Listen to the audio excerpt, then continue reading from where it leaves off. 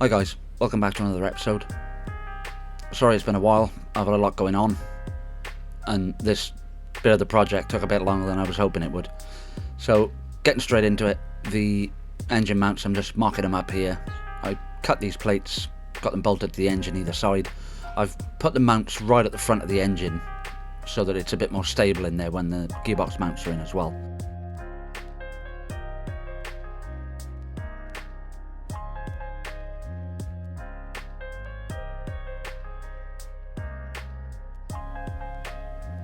Just getting all this welded up into place.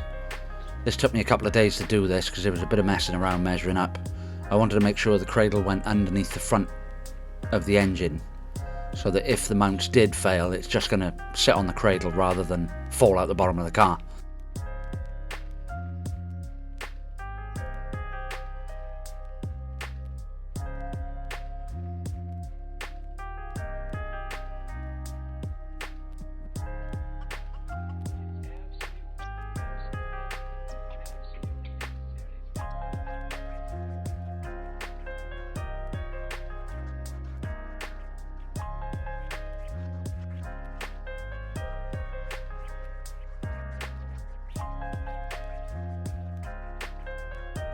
Once I've got these engine mountings out of the way, I can set the level of the engine while I'm making them, so I can make sure the engine is level side to side, and then when we put the gearbox mount in on the back, I can make sure that that is level as well, front to back.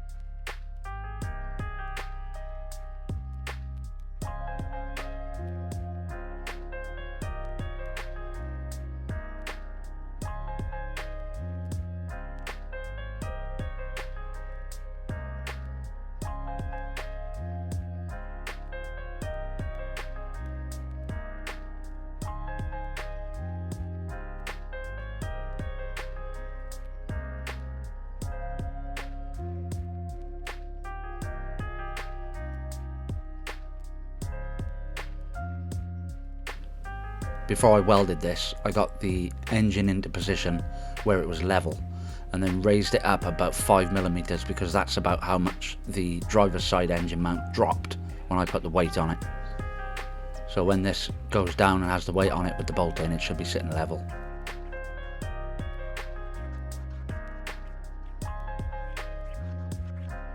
Just take this out and trim it off.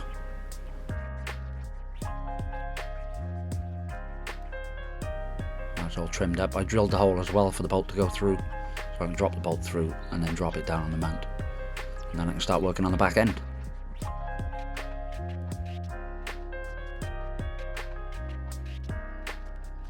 And voila, a level engine, at least at the front, side to side. So this little fixture that I made up before I cut the subframe section out was to make sure that it goes back in the right place and the track control arms go in the right place. When I cut the centre section out of the subframe, it actually pulled in a little bit, so I put the jack in there, opened it out to be able to get this fixture back in there.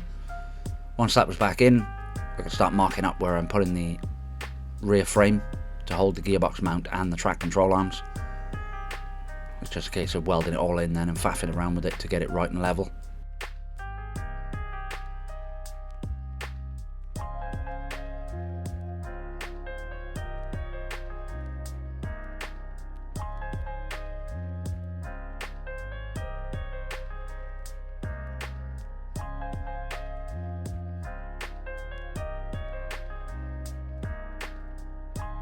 There was a lot of trimming and faffing around to get this in right and get it sitting level, but once I got it, it was fine. Just tack it together, then seam weld it up.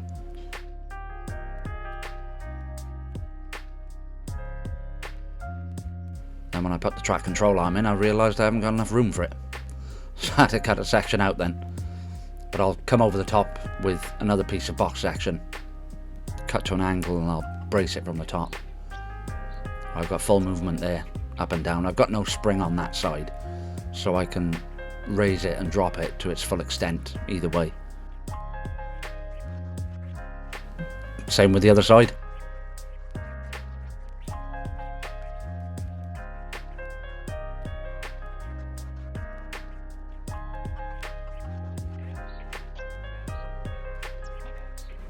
And there's the braces going in now.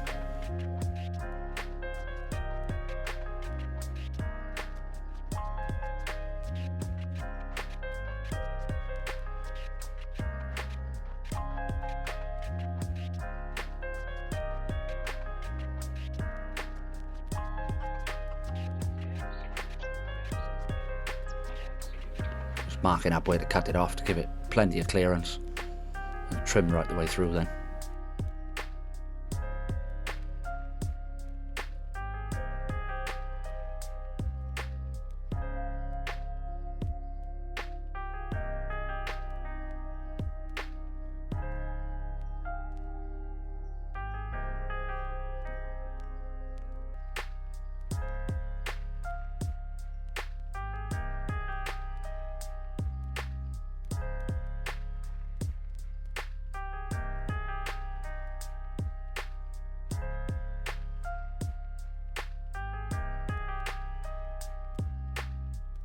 Just trim this bracket down, make it a little bit neater.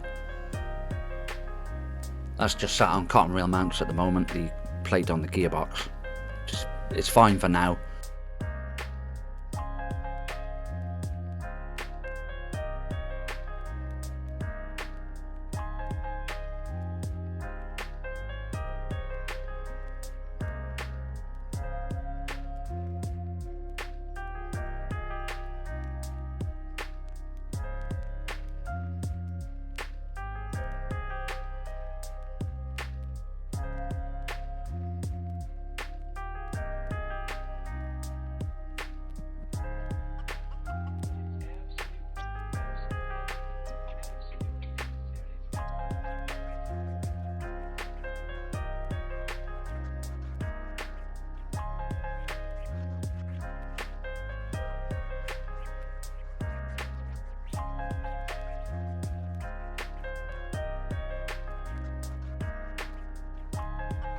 So that's the engine unboxing.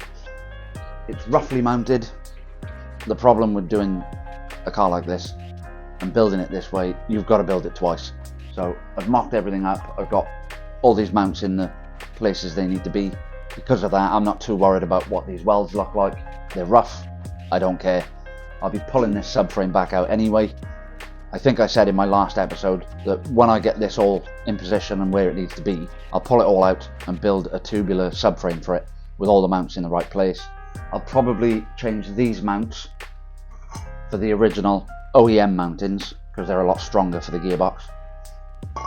I may well change the front mountings for the engine as well, particularly when I go to put the turbos on and get more power out of it. It's going to need stiffer engine mountings. So I've got to get the gearbox out, I've got to change the flywheel, I've got to change the clutch, and I've got to sort out the starter motor. Measure up where the starter motor's got to go, drill the holes, get it on there, and test fit it with the new flywheel.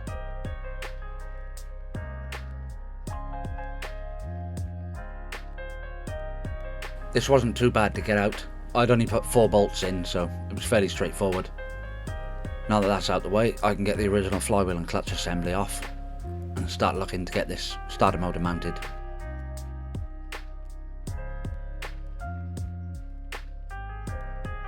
So I measured up the hole that the starter motor needs, measured where the center point was, measured the depth of the teeth.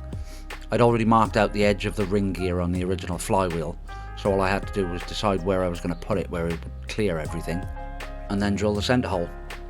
I used a 90mm tungsten carbide tipped hole saw in the drill press to get this machined out.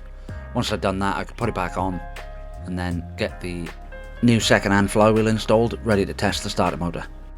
I did it this way to make sure the starter teeth weren't binding up with the flywheel ring gear and it wasn't going to jam up.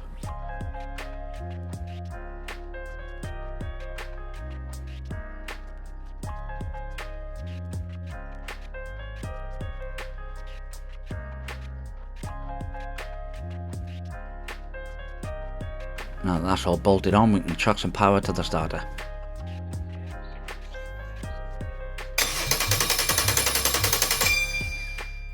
Well, now I know that works, I can put the pressure plate on.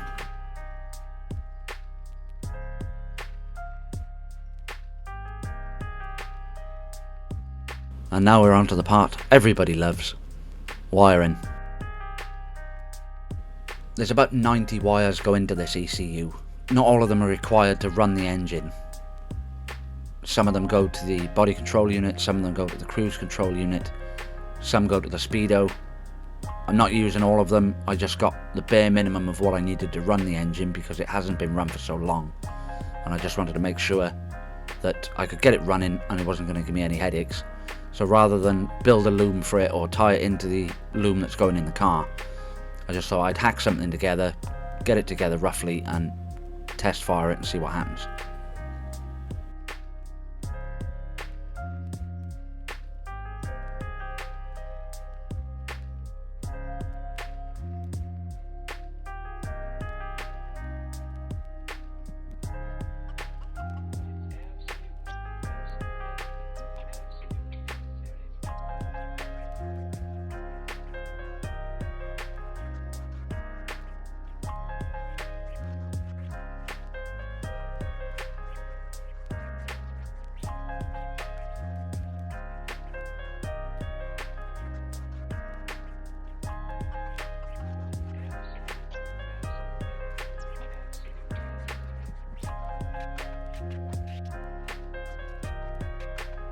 Now that the wiring's all done, I can give it a glug of oil.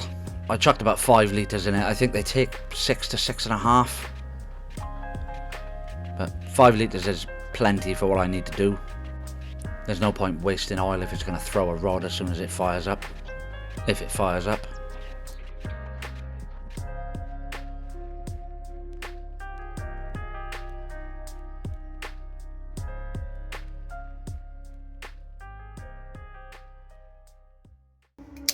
Ignition on.